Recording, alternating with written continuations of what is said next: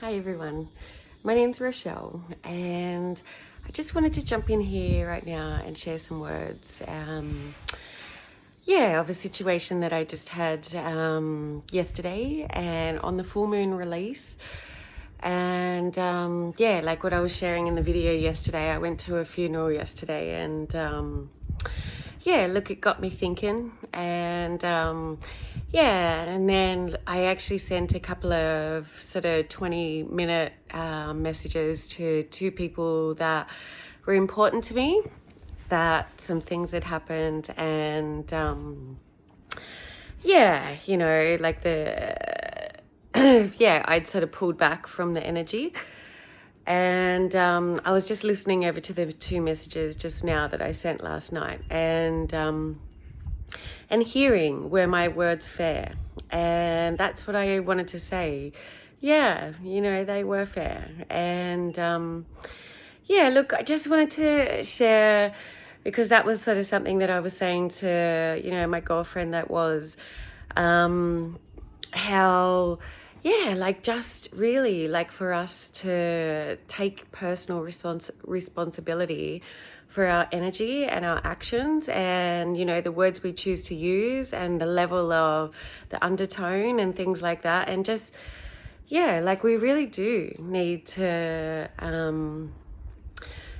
just take ownership of our energy. And what I just wanted to share right now is and it sort of come to me while I was just listening to the last bit, and I'm talking to sort of women that are still maybe single and, in and out of relationships and things like that,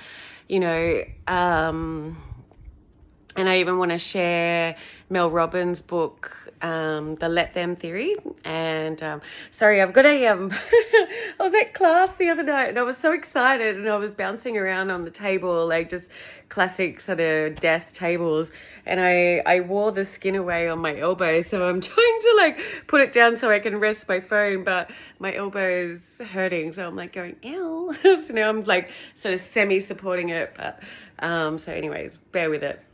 And I just wanted to say, like, how obviously when we separate from relationships sometimes, and especially if you're like an effervescent, fun loving person, it's really easy to fall back on our positive traits whilst ignoring our not so good traits. And look, guys, we all have them. We all have them. It's no secret.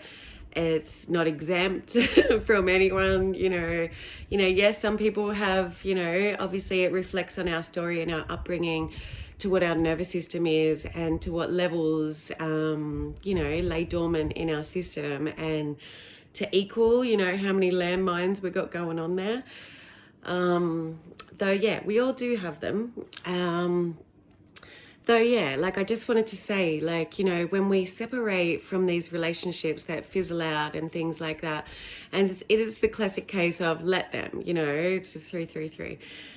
Let them, let them think what they want, let them say what they want, let them do what they want, and I agree with that, and the follow-up part of that, of the let them theory, is now let you be honest with yourself, let you have insight, let you acknowledge, and take ownership, for our energy. And yes, taking back your power, but taking back your power in a grounded way. And and again, let you be honest, with yourself. What role did I play in that? Or until we go on our healing journey, until we are entering into relationships consciously, we are entering in a fractured soul. So meaning there are parts, that are split off. And so that's what it means to say a whole person, and that's what, when we even say about shadows, that is the shadow self, splitting off parts of ourselves and suppressing parts of ourselves that we deemed unsafe, to 444, to expose those parts of ourselves and to show those parts of ourselves. So we break off, and we reject and we self-abandon those parts of ourselves. So when we're entering in those relationships, and like attracts like energy, so as we are entering into those relationships, yes, they can still be beauty. Yes, they can still be fun. Yes, they can still be healing. Though when it comes to the grit, and the shit, that, it is a two-way street, and there's not any one person that is just a one person doing, even when you say of a codependent situation, or even victimhood of, being underneath, a narcissist, if most people were honest, and I'm saying this to even the beautiful, good-hearted empaths out there that have been wounded, and hurt underneath these situations. I know myself, I was in a lot of narcissistic relationships, though if I was honest, back in the early days, I can still say that I entered those relationships even though I seen red flags, even though, things were telling me that this wasn't quite right, and that I chose that, well, I seen that the benefits outweighed the pain point, up until that point in time.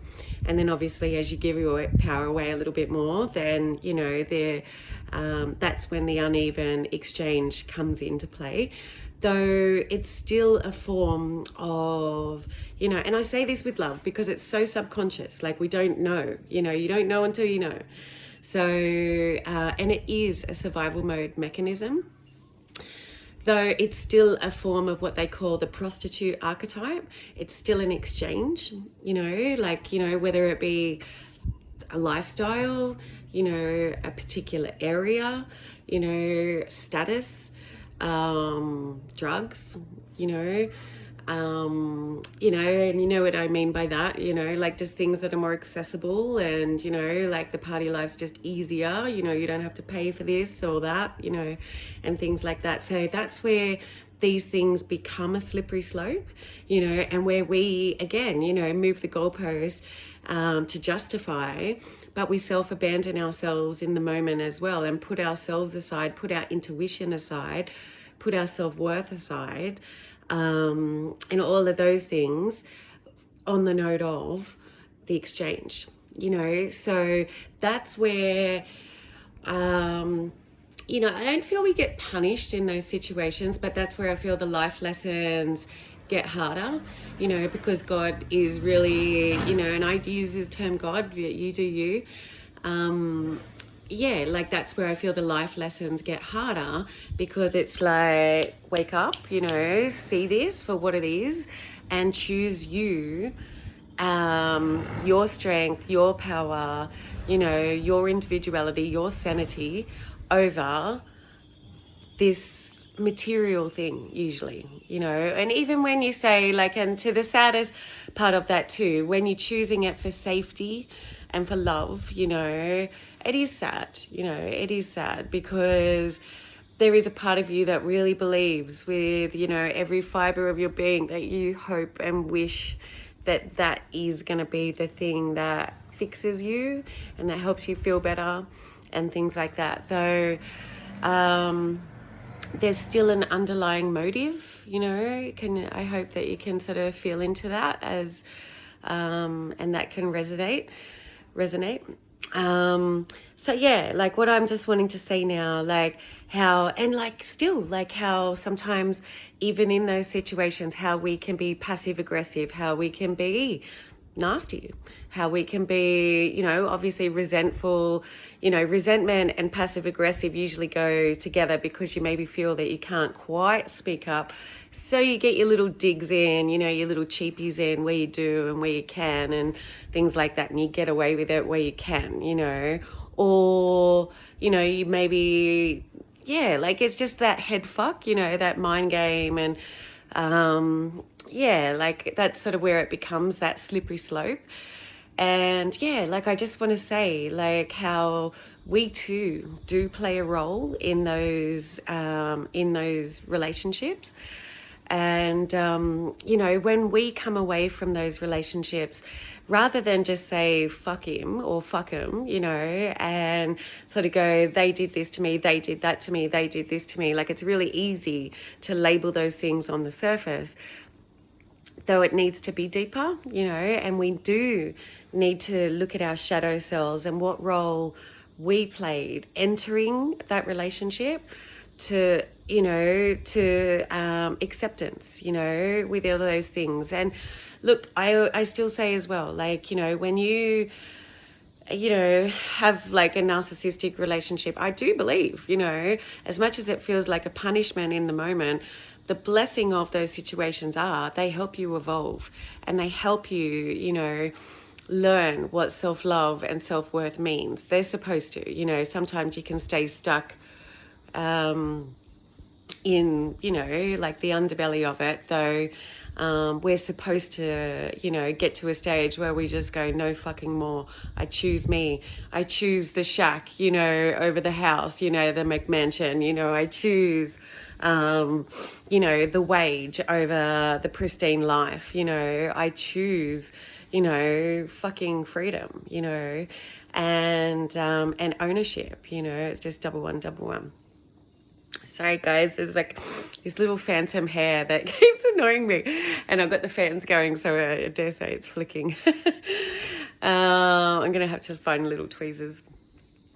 So yeah, look, yeah, so I just want to say, because I feel, you know, and this is what I wanted to share this because as I was listening to the relationship with a girlfriend of mine, so obviously she's come away from a relationship sort of last year.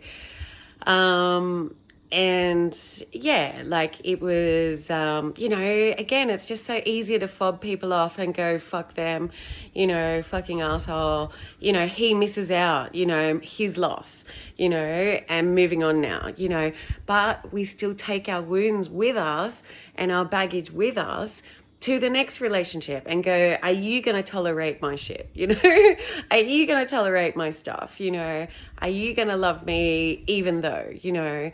And look, whilst that last call, you know, are you going to love me even though, is, you know, how you want it. You know, you do want unconditional love and acceptance and somebody to love you, because even when you have done work on yourself, even when you're showing up as more of a whole self and, you know, loving yourself more wholeheartedly, you're still going to have shit, you know, when you enter relationships are still, as Gabrielle Bernstein, I heard her say once, relationships are, you know, spiritual assignments, you know, and so you still are going to have these things that are going to show up, and things that literally lay dormant until we get to new levels of vulnerability, and sometimes responsibility, because they can absolutely go hand in hand, but even new levels of responsibility in life, new expectations, you know,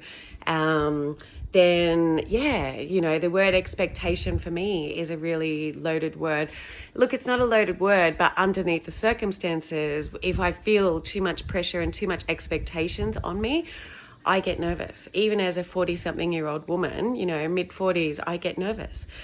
And a part of me wants to pull back, self-sabotage, you know, go into defense mode or protection, you know. So there's still that level that these things still do show up, even when you're living consciously, though the difference is awareness, you know. And as well, Gabrielle Bernstein, she was one of my first sort of gurus, one of my first spiritual teachers and life coaches. First person, you know, first people that I listened to, and one of my first teachers on YouTube and online, basically. And she lit me up, you know, and she was speaking words to me that just made sense, you know. And even though I was still trying to navigate things and still was trying to find truth, find clarity, when I was listening to her, I was just going, yes, you know, yes, that feels right. Yes, that resonates, you know, yes, that sounds, you know, right to my soul, and like truth. So hopefully I didn't just branch off too much then that I just missed that point. One little sec. It's temporarily gone. It should show back up, otherwise I'll reference it into something else. Yeah. ADHD specialty. But yeah, like I just sort of, bugger. It was a good point. Anyways, I'll rehash it, or I might share it in the comment or something. Though yeah, like I just, for us to even show up as more whole versions of ourselves, entering into a relationship, we need to sort of be a little bit more sound in ourselves, that we're not like, and even after all the work that I'd done on myself throughout COVID and things like that, I entered a relationship where I was loved wholeheartedly. And for a while there, I was trying to reject that, so we do, especially if you've been hurt in your past, we do, because it's unfamiliar, it's going against the grain of the patterns, so yeah, like we still do need, to do healing work inside our relationships. When you find your person, doesn't mean, sweet, I can take my foot off the gas now and kick back. It's like, it's not like that, So yeah, so I don't want to make this too lengthy, but hopefully I've just shared some insight there and got a point across that. And look, guys, even when I stepped out of my relationship of sort of 4 or 5 years, even though it was sort of my choice / mutual decision, and an agreed choice, it was, like I still came away from that. You've still got the mirror here afterwards, and so you can't just fob that off of, that's their problem and just dismiss it. Because again, like attracts like energy, and these patterns will follow us until we look at them, until we choose, when we hear the term cycle breaker, that's what it's referring to. And this is the necessary work, that we need to do.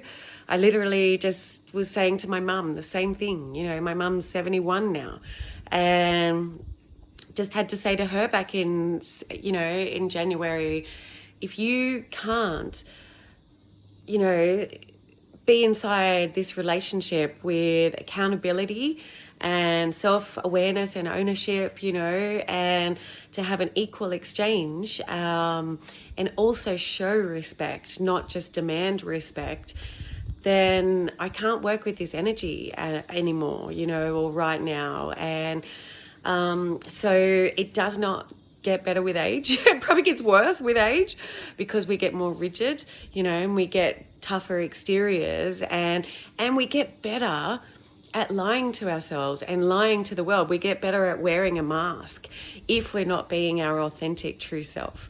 So it serves no one any good or any justice, and then it's that classic case in the reverse, that when we do our healing work, when we show up, when we shine a light on our shadows and on our shit, sorry guys, I know I say, I wish I had $1 for every time I said, in my life.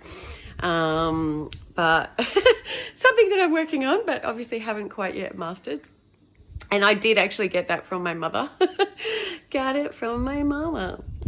So anyways, speaking of patterns, this is what I mean, this is what I mean. Like these things that we swore we would never say, or swore, we teased our parents for it, and then now we fucking do it.